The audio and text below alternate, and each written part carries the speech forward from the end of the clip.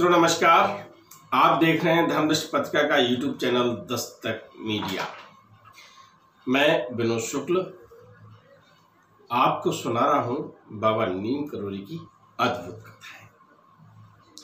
ये कथाओं की जो श्रृंखला चल रही है, बाबा नीम करोली के बारे में, महाराज जी के बारे में जितना हमने अध्ययन किया है, जो अनुसंधान हो पाया है, उसमें एक चीज निकल के आई कि वो राम राम जपा करते थे और राम राम लिखा करते थे। तो जाहिर है कि आपकी साधना राम जी के लिए हुई है और हनुमान जी तो आप जानते हैं कि राम को ही समर्पित रहे हैं, राम के लिए ही समर्पित हैं। तो मेरे मन में एक बात आई, क्यों ना राम जी की हम लोग बातें करें, राम जी के बारे में हम आपको कथा सुनाएं और राम जी के जो पहलू हैं, हालांकि बहुत कथाएं लोग सुना रहे हैं, बड़े बड़े विशाल मंच, विशाल आयोजन होते हैं, वहां पर जो देखा है मैं बुराई नहीं कर रहा। बुराई इसलिए नहीं कर रहा कि तुलसीदास ने जब रामायण लिखी है तो संत असंत दोनों की वंदना की है। विस्तार से मैं बताऊंगा एक अंक में इस बारे में भी, लेकिन मैं केवल कहना ये चाहता हूं कि जो चीज आजकल मंच पर परोसी जा रही है, वास्तव में वो एक धोखा लगता है। क्योंकि जब हम राम की बात करते हैं, रामचरितमानस की बात करते हैं, तो रामचरितमानस का अखंड पाठ लगभग 24 घंटे में होता है ना। आपने सुना होगा कि आपके यहाँ क्या हो रहा है कि साहब अखंड पाठ करवा रहे हैं, तो आदमी समझ जाता है कि रामचरितमानस का 24 घंटे में उसका पाठन होगा। भक्त लोग सुनते हैं, एक संपुट रखा जाता है। संपुट जानते हैं ना, जब एक चौपाई के बाद एक दोहा आता है, इसके बाद एक चौपाई अलग से की जाती है। तो ये अखंड पाठ 24 घंटे में होता है और 7 दिन की, 5 दिन की या 9 दिन की जो कथा होती है, वहां आपको कुछ प्रसंग सुनने को मिलते हैं। और जो प्रसंग सुनने को मिलते हैं वो किसी भी एक कांड की, यानी अध्याय हैं, बाल कांड, उत्तरकांड, जो कांड उसमें दिए हुए हैं, वो एक भी पूरा नहीं होता। तो मन में ये आया, क्यों न हम ऐसी चर्चा करें जिसमें हमारे महाराज जी ने राम राम जो लिखा है, तो राम की चर्चा के लिए और विशेष तौर से रामचरितमानस की चर्चा के लिए ये प्रेरणा दी है। मैं आपको आज के अंक में बताऊंगा कि रामचरितमानस लिखने वाले स्वामी तुलसीदास, उनका जीवन परिचय क्या है। रामचरितमानस की रचना करते समय उनके साथ क्या हुआ। रामचरितमानस आज युगों से चलता आ रहा है, उसके रचयिता तुलसीदास का जो व्यक्तिगत जीवन रहा वो किस प्रकार का रहा, ये सब चीज आज के अंक में मैं गोस्वामी तुलसीदास के बारे में बताना चाहूंगा। तो बात प्रारंभ करते हैं गोस्वामी तुलसीदास से। रामचरितमानस के रचयिता हैं गोस्वामी तुलसीदास का प्रयाग के साथ, प्रयाग है ना इलाहाबाद, वहीं पास में एक बांदा जनपद है। और बांदा जनपद में एक गांव है राजापुर। ये राजापुर के रहने वाले थे। राजापुर में दुबे लोगों का एक परिवार, तो पिता का नाम इनका आत्माराम दुबे, सरयू प्यारी ब्राह्मण, और इनकी माता का नाम हुलसी।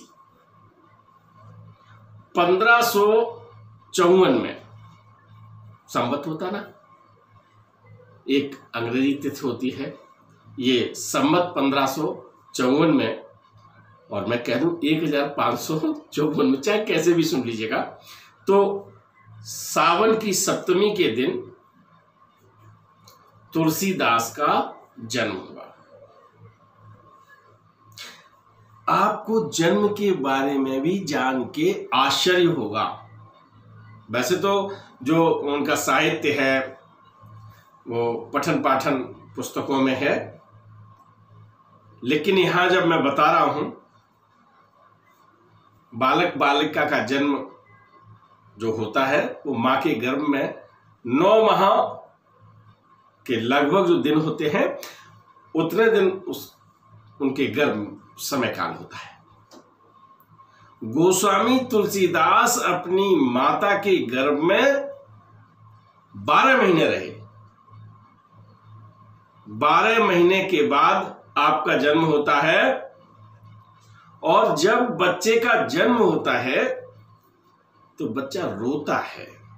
ये कोई विशेष बात नहीं बता रहा हूं, लेकिन विशेष बात यह है कि गोस्वामी तुलसीदास का जब जन्म हुआ तो वो रोए नहीं, वो सीधा मुंह से बोले राम राम, राम राम का उच्चारण किया। उनके मुख में पूरे 32 दांत थे उस समय। बच्चा जब पैदा होता है तब वो रोता है, दांत नहीं होते उसके, धीमे धीमे दांत निकलते हैं, आप जानते हैं। लेकिन गोस्वामी तुलसीदास 12 महीने के बाद पैदा होते हैं और उनके मुख में 32 यानी पूरे दांत होते हैं, और जो देखने में जो बालक है वो लगभग 5 वर्ष का मालूम पड़ता है।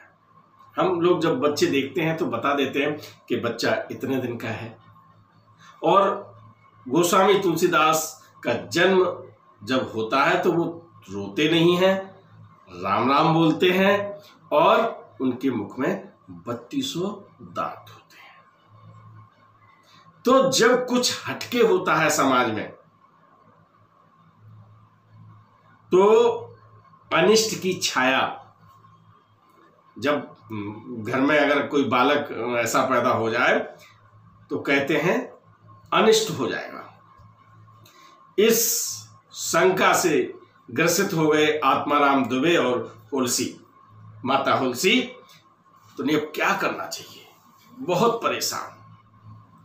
तो उनकी एक सेविका चुनिया नाम था उसका, उसकी सेविका सेवा में रहती थी। तो हुलसी ने यह कहा कि चुनिया तुम इस बालक को अब ले जाओ। ये अभी 3-4 दिन हुए हैं, श्रावण सप्तमी को तुलसीदास का जन्म होता है, और ये 10वीं की बात है, यानी चौथे दिन ही उन्होंने कहा कि अब इसको बेटा अब तुम ले जाओ और इसका तुम पालन पोषण करो। उनकी जो सेविका है चुनिया, वो बालक को ले जाती है अपने साथ, और इस विषुणन की त्रास को, इस विषुणन की व्यथा को हुलसी सह नहीं पाती हैं, और बच्चे को विदा करने के साथ ही अपने अनंत यात्रा पर निकल जाती हैं, उनके भी प्राण निकल जाते हैं। आप यहां देखें, मां का प्यार है, लेकिन समाज की बात है, घर परिवार में ऐसी बातें होती हैं, तो मां उस दर्द को सह नहीं पाती, बिछोह में अपने प्राण दे देती है। देखिए, एक समानता और बता दूं मैं आपको। जब भगवान राम वनवास में जाते हैं, उनके पिता दशरथ अपने प्राण छोड़ देते हैं। ऐसे ही तुलसीदास जब उनकी दासी चुनिया, सेविका चुनिया लेके चली जाती है तो उसके अगले ही दिन तुलसी अपने प्राण त्याग देती है। तुलसी अपने ससुराल में बच्चे को ले आती है, बड़े प्यार से पालती है, उसकी देखभाल करती है, और जब वो 5 वर्ष के तो उसी समय लग रहे थे, 5.5 साल तक उनका पालन पोषण वही चुनिया करती है। जब वो 5.5 वर्ष के हो जाते हैं तो चुनिया का भी स्वर्गवास हो जाता है। चुनिया इस संसार को विदा कह जाती है। मैं गोस्वामी तुलसीदास की यशोदा मां चुनिया को प्रणाम करता हूं। ये वो पहलू हैं जिन्हें बहुत कम लोग जानते हैं, इसलिए मैं इन पहलुओं को आपको बता रहा हूं। तुलसीदास अब बिल्कुल अनाथ हो जाते हैं, क्योंकि माता पिता का साया तो चौथे दिन ही हो गया। इसके बाद जो उनकी मां चुनिया है वो अनंत यात्रा पर चली गई। बालक अनाथ हो जाता है, और जब अनाथ बालक होता है तो क्या करता है, इधर रहता है उधर रहता है। यही स्थिति उनके साथ होने लगी। लेकिन जो पैदा होते ही राम राम कहे तो विलक्षण तो थे ही तुलसीदास। भगवान की कृपा होती है उन पर, और बताया ये जाता है, हनुमान पोद्दार जी ने लिखा है, गीता प्रेस के जो पोद्दार साहब थे उन्होंने लिखा है कि उन्हें माता पार्वती के दर्शन होते हैं, और पार्वती ब्राह्मणी के भेष आती हैं और उन्हें अब भोजन कराती हैं। बालक इधर उधर फिरता रहता है और वो आती हैं, मिलती हैं, खाना खिला के और चली जाती हैं। इस तरह से तुलसीदास बड़े होने लगते हैं। इधर जब प्रभु कृपा होती है तो रामशल पर्वत पर अनंतानंद जी एक संत हुए हैं, बहुत बड़े संत हुए हैं। उनके शिष्य नर हरियानंद, उन्हें सपना होता है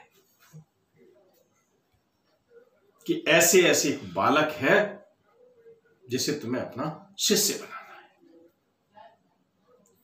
रामशैल पर रहते हैं अनंतानंद जी, और अनंतानंद जी के जो शिष्य हैं नर हरियानंद जी हैं। नर हरियानंद जी उस बालक की खोज करते हैं और उसको ले आते हैं। और जब संत समाज का कोई व्यक्ति किसी बालक को, किसी व्यक्ति को, किसी को जब अपने उसमें शामिल करता है, परिवार होता है इनका, तो वो परिवार के सदस्य हो जाते हैं, तो फिर उस समय उनका नामकरण संस्कार भी होता है। तो आपको पता है कि पहला नाम जो संत समाज में जिस समय गोस्वामी तुलसीदास जी आए हैं तो उनका नाम बोला गया राम बोला। क्या नाम रखा गया? राम बोला। राम बोला अब अपने गुरु नर हरियानंद जी के साथ रह रहे हैं, और 1500 संवत 1561 यानी 1561 पे सोचते ये हैं नर हरियानंद जी की अब शिष्य का यज्ञोपवीत करा दिया जाए। तो यज्ञोपवीत कराने के लिए भी वो एक ऐसी जगह चुनते हैं। कौन सी जगह? जहां आजकल राम मंदिर बन रहा है, समझ गए होंगे, अयोध्या। अयोध्या में लाते हैं और उनका यज्ञोपवीत संस्कार करवाते हैं। और यज्ञोपवीत संस्कार करते समय एक बड़ी घटना घटती है। यज्ञोपवीत हो रहा है, उसमें गायत्री मंत्र बोला जाता है। जो राम बोला है वो सुते ही ये गायत्री मंत्र बोलने लगते हैं। उन्हें किसी ने सिखाया नहीं है। जब वो गायत्री मंत्र बोलने लगते हैं तो उनके गुरु नर हरयानंद जी कहते हैं कि बालक तो कुशाग्र बुद्धि का है। राम बोला तू बस अयोध्या में पढ़ने लगे, अब यहीं तुझे पढ़ाएंगे, तू अपना पढ़ने लगे। और वहीं पर यज्ञोपवीत के समय उन्हें राम मंत्र की दीक्षा देते हैं और उसकी पढ़ाई शुरू करवा देते हैं। ये तुलसीदास का प्रारंभिक जीवन है। आज हमने तुलसीदास के जन्म से लेकर और उनके यज्ञोपवीत तक की गाथा सुनाई। उनके जीवन में आगे आगे क्या होता है बताते हैं अगले अंक में। याद रखिएगा, कालजयी रामचरितमानस रचने वाले और हमारे महाराज जी का जो मंत्र राम राम है, इसमें जो संबंध है उस संबंध को बताने के लिए ये संस्मरण मैं आपको सुना रहा हूं। राम। सब्सक्राइब बटन पर क्लिक करके चैनल को सब्सक्राइब करें और बेल आइकन दबाना बिल्कुल ना भूलें, ताकि हमारे अपडेट वीडियो आपको मिलते रहें।